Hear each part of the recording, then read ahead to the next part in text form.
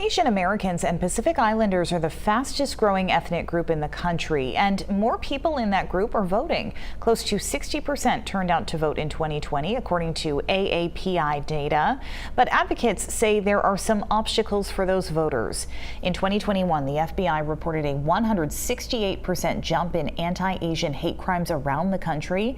Amanda Zhang is with an Asian community group in Minneapolis and says throughout COVID, there was a lot of hate directed at Asian Americans. She's worried that years of dealing with that hate will keep some in the community from making their voices heard this election season. We are still feeling the impact of that to this day. Even if folks are afraid to go to the polls, due to that, we try our best to then educate them around absentee ballots, voting early. Another issue advocates cite for some voting reluctance in the Asian community is the lack of outreach by political campaigns.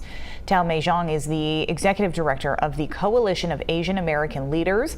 She says most candidates simply are not engaging with Asian voters, and with their growing numbers, that is a mistake. Neither the Democratic or Republican parties have been reaching out in huge numbers. I think they're sending general mailers to everyone, but they need it in their native language. Here in Maine, in the years between 2010 and 2020, the number of eligible Asian voters grew by 68%. According to the nonprofit AAPI Vote, that adds up to more than 13,000 people. One local organization, Khmer Maine, which is based in Portland, offers help for those voters with everything from rides to the polls to translating ballot information.